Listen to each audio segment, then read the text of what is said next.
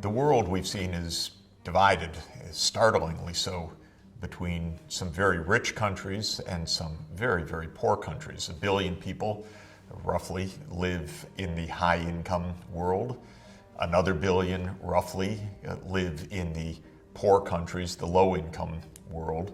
And then another 5 billion, 5/7 of humanity, are in between in the middle-income countries. How did this vast difference unfold?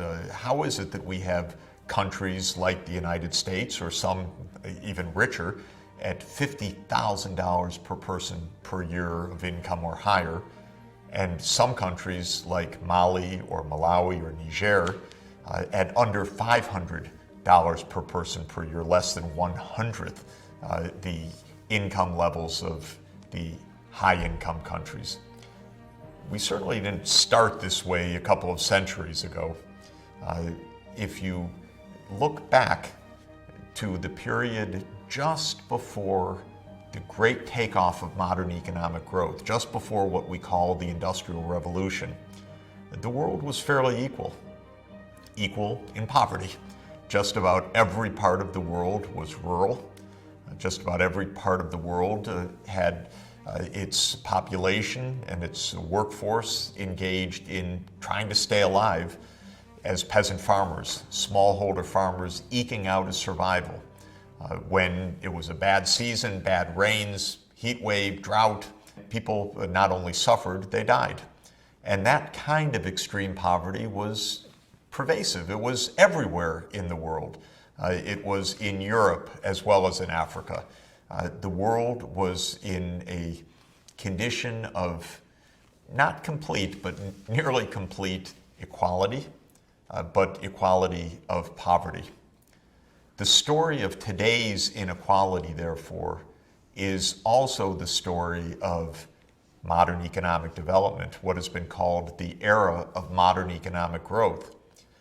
That's the period since the start of the Industrial Revolution when some parts of the world were able to experience sustained increases of gross domestic product per person, so much so that they transformed themselves from rural to urban, from peasant agriculture to modern industry, and increasingly these days to a modern, high-tech, knowledge-intensive, information and communications technology-intensive service economy.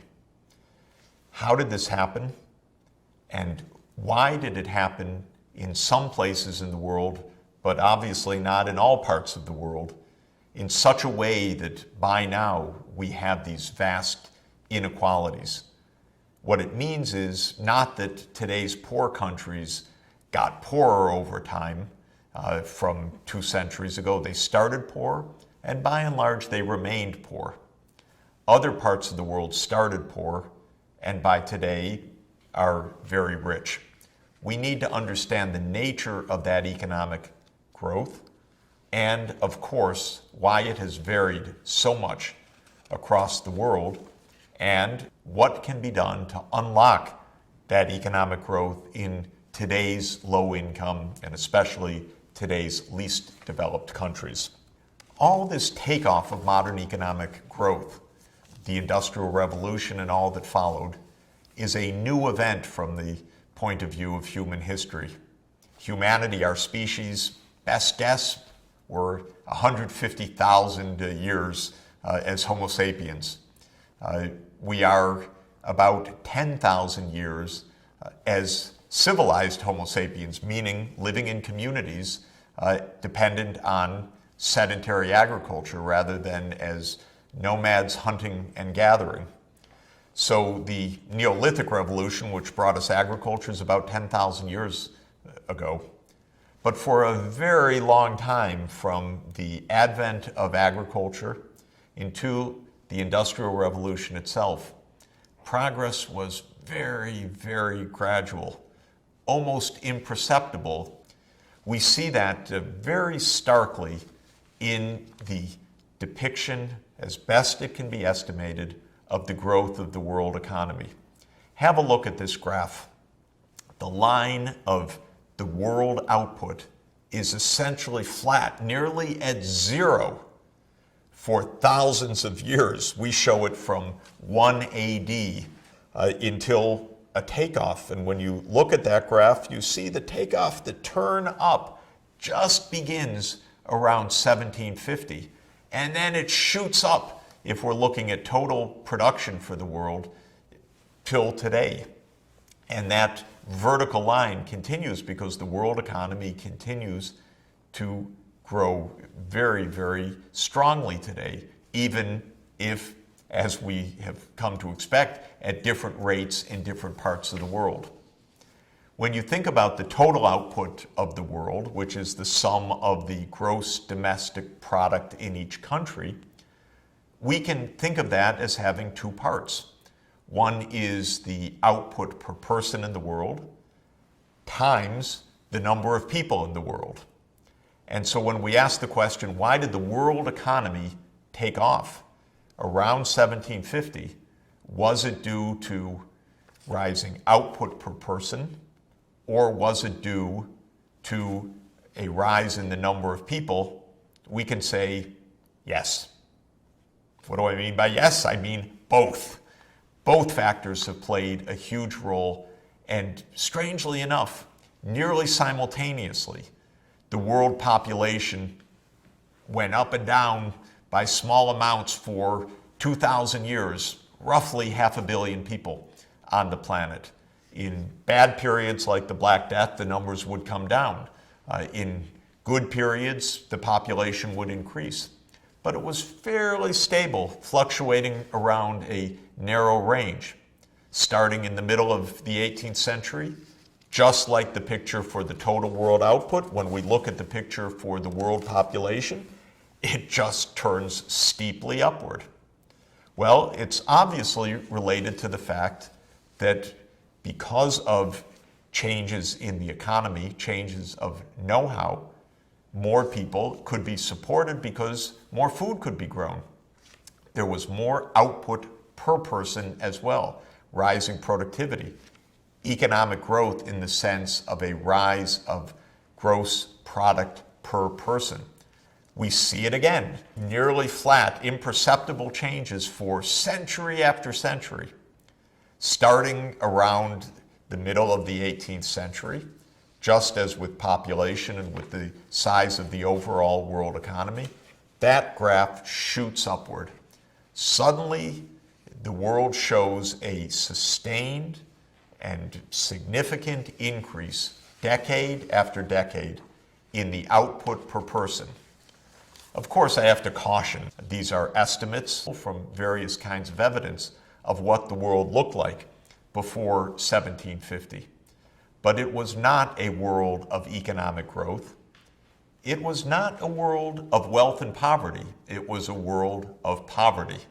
It was a world that could produce great monuments, beautiful treasures for human history, like Notre Dame Cathedral and so many splendid architectural triumphs around the world, the Great Wall of China, or Hagia Sophia in Constantinople, today's Istanbul. But it was a world in which most people lived difficult lives, scratching out an existence, trying to grow enough food to survive season by season. One of the greatest economists of modern history, one of the leading thinkers of the 20th century, John Maynard Keynes, wrote a quite remarkable description of this long, long period of near stasis, near stability and unchanging technology from the time of the Roman Empire until the onset of the Industrial Revolution. And I'd like to quote from one of his great essays, Economic Possibilities for Our Grandchildren, written in the Great Depression of the last century, saying how powerful technology can be to help humankind improve its lot.